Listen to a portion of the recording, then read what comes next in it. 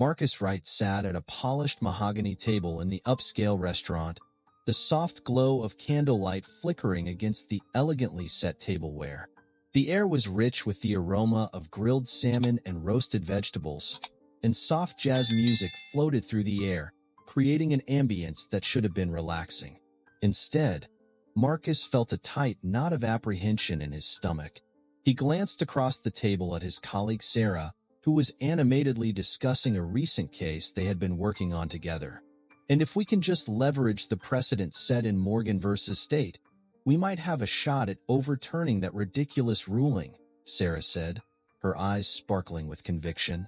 Marcus nodded, his mind partially focused on her words while the other part was acutely aware of the glances exchanged between the restaurant staff. They seemed hesitant, their smiles strained as they served other patrons. It was a subtle but palpable shift, one that made Marcus's heart race. "Marcus, are you listening?" Sarah's voice broke through his thoughts. "Yeah, sorry, he hesitated, shaking his head as if to clear it. "I just have a feeling that we're not exactly welcome here." "What do you mean?" Sarah asked, furrowing her brow. "Look around. The staff is avoiding us. I can't shake the feeling that they're uncomfortable serving a black man in a place like this," Marcus replied, his voice barely above a whisper. Sarah followed his gaze, her expression shifting from confusion to concern. Before she could respond, the silence of the restaurant was pierced by the clatter of heavy boots on the wooden floor. Two policemen, Officers Jenkins and Smith, strode towards their table, their uniforms crisp yet menacing. Marcus felt a surge of unease wash over him as they approached. "Excuse me," Officer Jenkins said, his tone brusque. "We need to ask you to step outside. You're causing a disturbance." "Disturbance?" Marcus echoed incredulously. "There's been no disturbance. We're just having dinner." "Yeah, well, we've had complaints," Officer Smith chimed in, crossing his arms. "You need to come with us." Marcus's pulse quickened, a mix of anger and disbelief flooding through him. "I'm not going anywhere. I'm a paying customer, and I haven't done anything wrong." "Is that so?" Officer Jenkins stepped closer, his eyes narrowing. "Why don't you empty your pockets then? Let's see if you're carrying anything you shouldn't be." A hush fell over the restaurant as other diners turned to watch. Marcus felt the heat rise in his cheeks, humiliation flooding his system.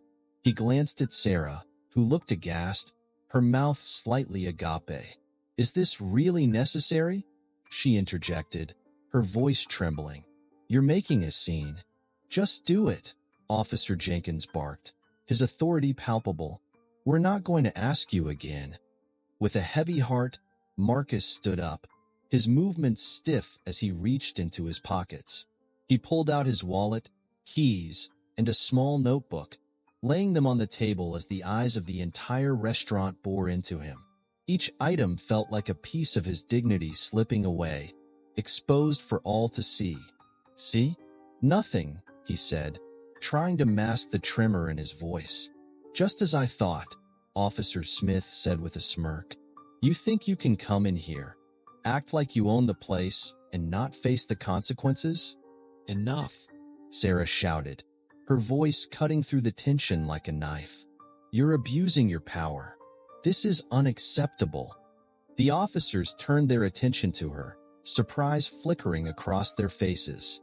"Ma'am, you might want to keep your voice down," Officer Jenkins warned, his tone dripping with condescension. Marcus felt a swell of anger rising within him, a fierce determination igniting in his chest. This wasn't just about him. It was about the countless others who had faced similar injustices. Yet, standing there, stripped of his dignity in front of a room full of onlookers, he felt small and powerless. "Let's go," Officer Jenkins said, his eyes still locked on Marcus. "You're coming with us, whether you like it or not." As he stepped forward, Marcus took a deep breath, grounding himself in the moment, knowing that this was only the beginning. The world around him blurred as he focused on the heavy weight of the injustice he had just endured, and a flicker of resolve ignited within him. He would not let this define him. Not now, not ever. Marcus Wright stepped through the door of his apartment, the weight of the evening clinging to him like a heavy cloak.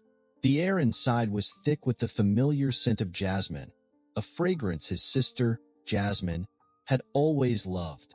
It was a stark contrast to the bitter taste of humiliation that lingered on his tongue from the restaurant incident. As he closed the door behind him, he leaned against it for a moment, trying to collect himself. He could still hear the laughter of diners, the clinking of glasses, and, most painfully, the sneering voices of the officers who had upended his evening. "Marcus," Jasmine's voice floated from the kitchen, a note of concern lacing her words. She emerged, her brow furrowed. "You look like you've seen a ghost." He forced a smile, though it felt more like a grimace. "Just a long night at work," he replied, but the words felt hollow.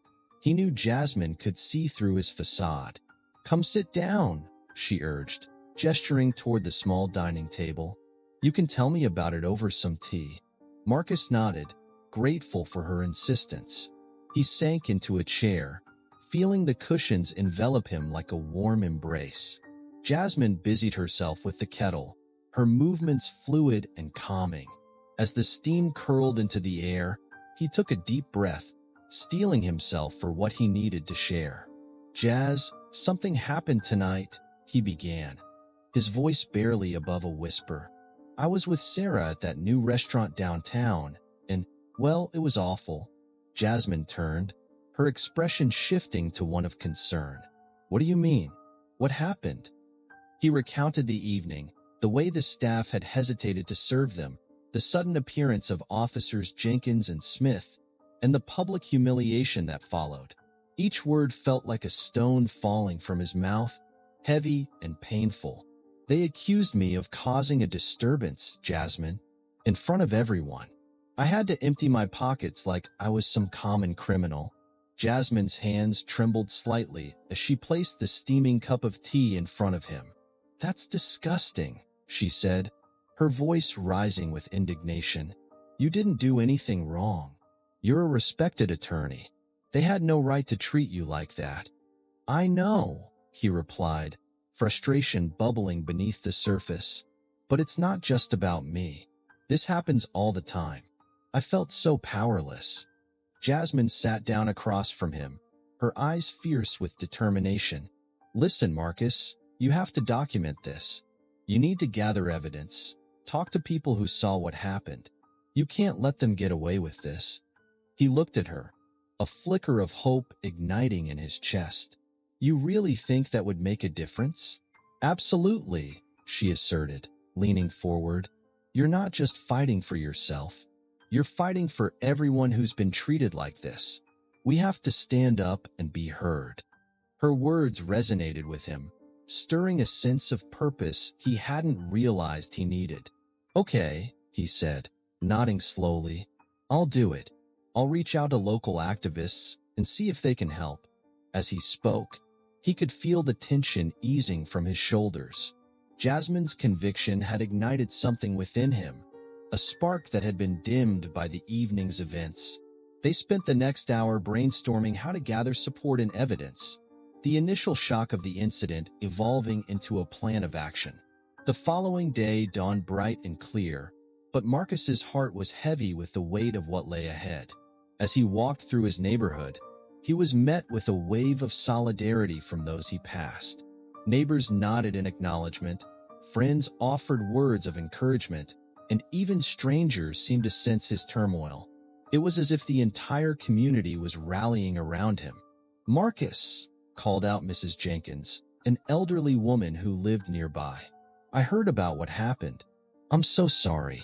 It's not right, you know. You're a good man." "Thank you, Mrs. Jenkins," he replied, grateful for her support. "I appreciate that more than you know."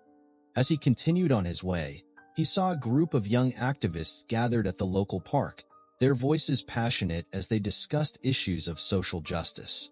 He hesitated for a moment, then approached them. "Hey, I'm Marcus. I could use some help." They turned to him, curiosity in their eyes. As he shared his story, he was met with nods of understanding and expressions of empathy. They encouraged him to document his experience, to amplify his voice, and to take a stand against the injustice he had faced. In that moment, surrounded by a community that shared his pain and anger, Marcus felt a profound sense of purpose. The journey ahead would be challenging, but he was no longer alone. Together, they would shine a light on the darkness that had tainted his evening and so many others like it. Marcus Wright sat in the dimly lit office of Mr. Thompson, a prominent civil rights attorney whose reputation loomed large in Atlanta. The walls were adorned with photographs of past victories, moments frozen in time when justice had triumphed. The atmosphere was thick with determination as Marcus recounted the harrowing events from the restaurant, his voice steady but laced with the weight of indignation. "I never thought I'd find myself in a situation like that," he confessed, his brow furrowing as he recalled the humiliation he'd faced. "I felt like I was being stripped of my identity, not just as a man, but as a professional." Mr. Thompson leaned back in his chair, his fingers steepled thoughtfully. "You've got to understand, Marcus, this is about more than just you. It's about the systemic issues that plague our society. We can't let this slide. The police need to be held accountable, and your case can be a pivotal moment in that struggle." "What do I need to do?" Marcus asked, a flicker of resolve igniting within him. He wanted to fight, not just for himself, but for those who had suffered similarly in silence. "First, we need to gather evidence. Witness statements, video footage, everything you can get your hands on. The more we have, the stronger our case will be," Mr. Thompson instructed, his voice firm and encouraging. As Marcus left the office, he felt an unfamiliar surge of purpose coursing through him. The world outside felt different, brighter yet more daunting. He knew he was stepping into a battle that would require courage and resilience, but for the first time since the incident, he felt empowered. Over the next few days, Marcus threw himself into the task of collecting evidence. He reached out to the restaurant for security footage and contacted fellow diners who had witnessed the altercation. Each call was a reminder of the injustice he had faced, each conversation a step towards reclaiming his dignity. He found himself in a cafe, sitting across from an older gentleman named Mr. Daniels, who had been at the restaurant that night. "Mr. Wright, I saw what happened," the man said, his voice heavy with empathy. "It was appalling. You didn't deserve that. I'll give you my statement." Marcus nodded gratefully, his heart swelling with appreciation for the support. "Thank you, sir. It means a lot to have you stand with me." As the days turned into weeks, the weight of the evidence began to pile up. Marcus found himself poring over the footage, reliving the moment of humiliation, but he also spotted the glimmer of hope in the faces of those who had stood by him. Each witness shared their anger, their disbelief, and their determination to see justice served. Then came the breakthrough. While reviewing the gathered evidence, Marcus stumbled upon reports detailing Officer Jenkins' history of complaints, numerous accusations of excessive force and racial profiling. The discovery sent a chill down his spine, igniting a fiery resolve within him. This wasn't just about his case.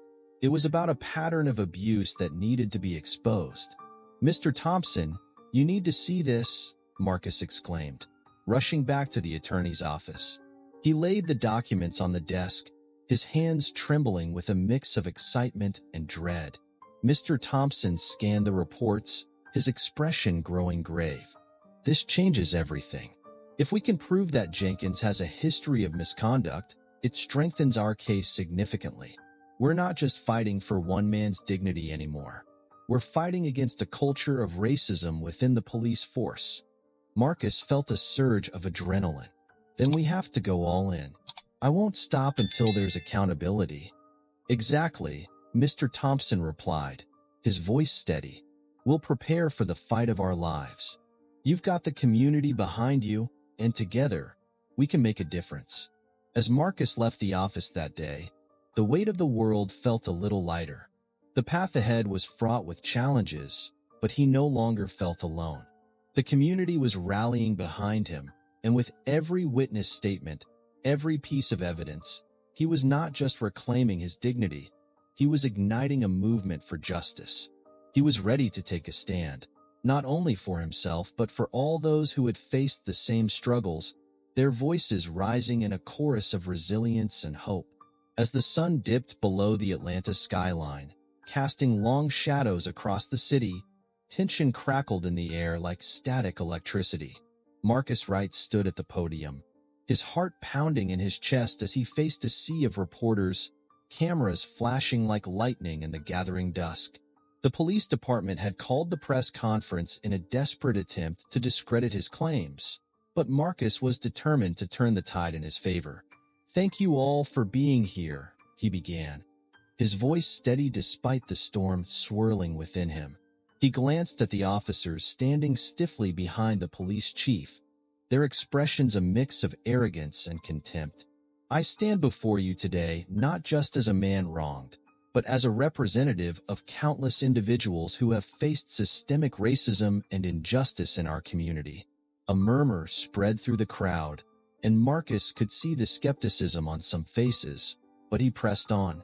"On that fateful night, I was humiliated in front of my peers, reduced to a suspect without cause. My dignity was stripped away by those sworn to protect us. This is not just about me. This is about the systemic issues that plague our society."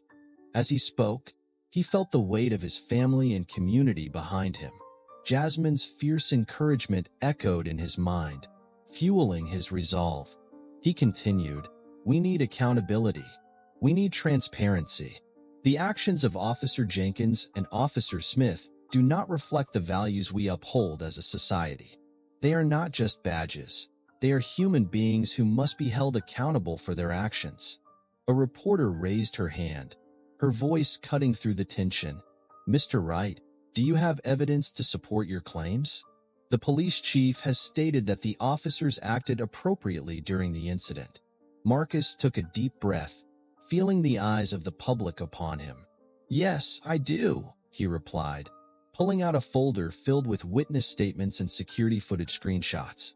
"I have gathered testimony from diners who witnessed the humiliation I suffered. I have video evidence that shows the officers had no justifiable reason to approach me that night." The reporters leaned in closer, their interest piqued. He could see the shift in their expressions as they began to grasp the gravity of his words. This is not just an isolated incident. It's part of a larger pattern of behavior that needs to be addressed. The community deserves to know the truth. Suddenly, a voice called out from the back of the room. "Why should anyone believe you? You're just another disgruntled citizen looking for a payday." The crowd shifted, and Marcus recognized the voice as belonging to a local journalist known for his sensationalism. Instead of backing down, Marcus stood tall, meeting the man's gaze. "Because I'm not just fighting for myself. I'm fighting for every person who has ever felt the sting of discrimination. I'm fighting for justice, not just in this case, but for the countless others who have been silenced." As he spoke, he felt the energy in the room change. People were nodding, whispering among themselves.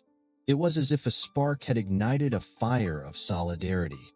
Marcus could see the support growing, and it filled him with hope. After the conference, as he stepped away from the podium, Marcus was approached by a group of activists he had been in touch with. "Marcus, that was powerful," said one of them, a woman named Lisa. "You spoke from the heart, and it resonated with people. We're with you." "Thank you. I just want to make sure this doesn't happen to anyone else," Marcus replied, gratitude welling up inside him. Just as they began to strategize their next steps, Marcus's phone buzzed in his pocket. He pulled it out, his heart dropping as he read the anonymous message. "Back off, or face the consequences." The words felt like a punch to the gut, but he quickly steeled himself. He looked at Lisa and the others, determination sparking in his eyes. "They think they can scare me into silence, but I won't back down. Not now, not ever." "Good," Lisa said, placing a reassuring hand on his shoulder. We'll stand together. You're not alone in this fight." As the group rallied around him, Marcus felt an unyielding sense of purpose. No matter what threats loomed ahead, he knew that he had the strength of his community behind him. He was ready to face whatever came next, fueled by the belief that justice would prevail. The room buzzed with anticipation as Marcus Wright stood at the front of the community center, his heart pounding in his chest. The pale yellow walls were adorned with posters advocating for justice and equality, yet the atmosphere felt heavy with unspoken tension. This meeting was not just another gathering. It was an opportunity to confront Officer Jenkins and demand accountability for the humiliation he had endured. "Thank you all for coming," Marcus began, his voice steady but laced with emotion. "I know this isn't easy, but we need to talk about what happened to me that night at the restaurant. I refuse to let this slide." The audience was a mix of familiar faces, friends, family, and community leaders, each one bearing the weight of their own experiences with injustice. As Marcus scanned the room, he locked eyes with his sister, Jasmine, who offered an encouraging nod. He drew a deep breath, steeling himself for the confrontation ahead. Just then, Officer Jenkins entered the room, flanked by a few of his colleagues. The tension in the air thickened as murmurs rippled through the crowd. Jenkins wore a smug expression, as if he was ready to dismiss Marcus's grievances. Marcus felt a surge of anger, but remained composed. "Officer Jenkins," Marcus called out, his voice cutting through the chatter. "I need you to explain your actions that night. Why did you choose to target me?" Jenkins smirked, crossing his arms. "You were causing a disturbance, Mr. Wright. The staff called us. You think you're above the law just because you wear a suit?" The crowd erupted in outrage, voices rising in protest. "That's not true," shouted an elderly woman in the back. "We saw what happened." Before Marcus could respond, another officer, Officer Ramirez, unexpectedly stepped forward. "That's not how it went down, Jenkins," he said, his tone firm. "I was there that night. Marcus was just having dinner. You made a mistake." Gasps filled the room as all eyes turned to Ramirez. Jenkins's face darkened with disbelief and anger. "You don't know what you're talking about, Ramirez. You're gonna regret this." "No, Jenkins," Ramirez shot back, his voice gaining strength. "You're the one who should be worried. This isn't just about one incident anymore. It's about accountability." Marcus felt a rush of hope as Ramirez's words resonated with the crowd. Encouraged by the unexpected support, he stepped forward. "This is what we need. Officers who will stand up against the culture of corruption and racism. We will not be silenced."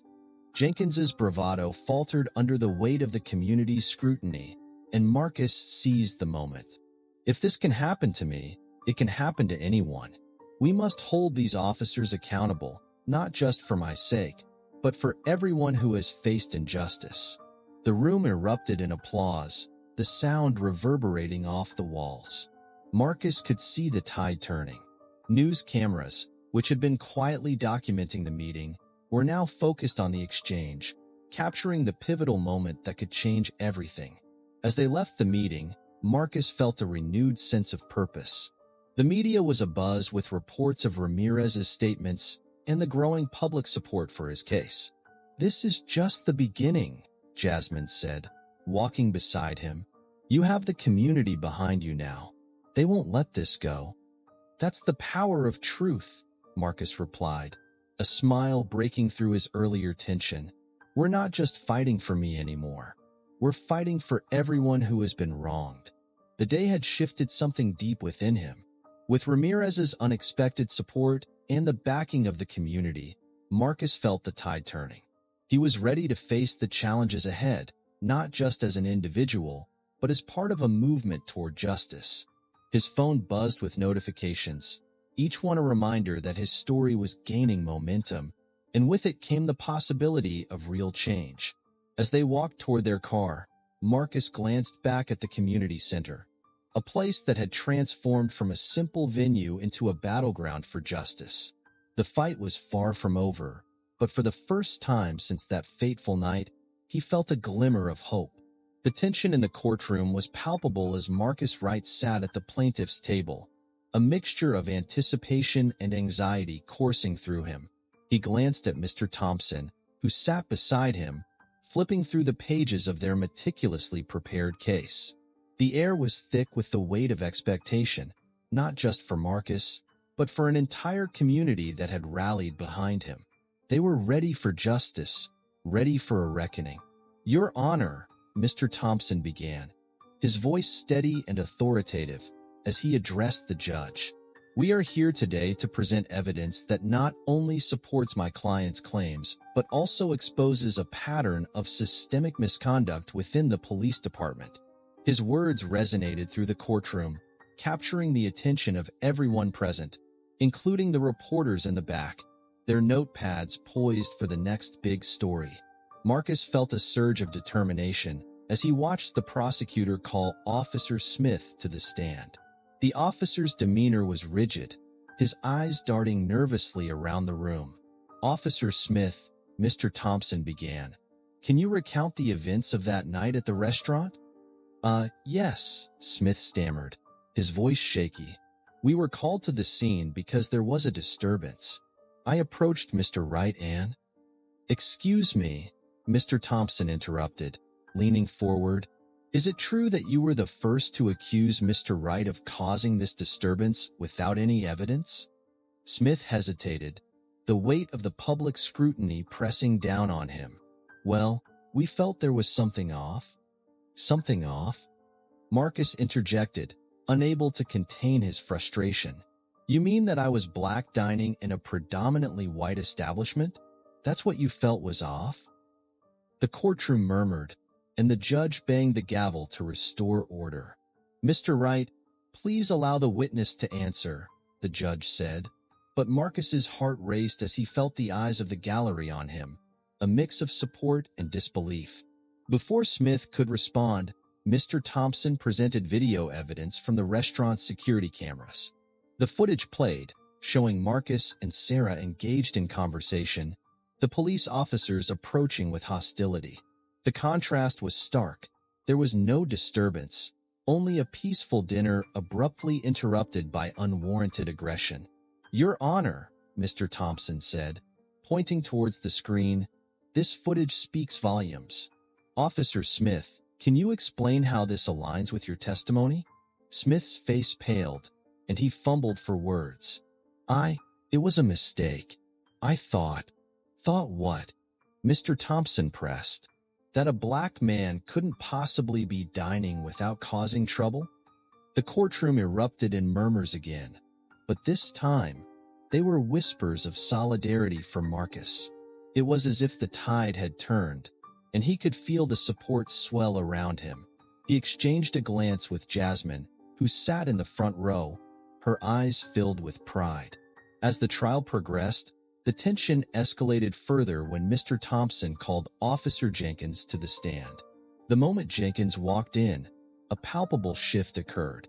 Marcus's heart raced as he remembered the humiliation he faced at the officer's hands. Jenkins looked more defiant, but the cracks were beginning to show. "Officer Jenkins," Mr. Thompson began, "can you explain to the court why you were involved in multiple misconduct cases prior to this incident?" "I've never been charged with anything," Jenkins replied, his bravado wavering. "Is that so?" Mr. Thompson countered, producing a dossier of previous complaints filed against Jenkins. "Here are testimonies from multiple individuals who have faced similar treatment at your hands. Would you like to revise your statement?" Jenkins shifted uncomfortably, the color draining from his face as the evidence mounted against him. "These are just accusations," he shouted, desperation creeping into his voice. "No, officer," Marcus said, standing up, his voice firm. "These are the truths that have been hidden for too long. It's time for accountability." The jury listened intently as the evidence unfolded. The mounting proof of Jenkins's misconduct painted a damning picture. Then, the moment arrived. The jury returned, and the foreman stood to deliver their verdict. We find in favor of the plaintiff, Marcus Wright. A wave of emotion surged through Marcus as the courtroom erupted in applause. He felt a profound sense of victory, not just for himself, but for everyone who had faced similar injustices. With tears in his eyes, he stood tall, knowing that change was not only possible, but already beginning to take shape in their community. Leave your like, subscribe to the channel, activate the notification bell, and watch this next story that's very exciting.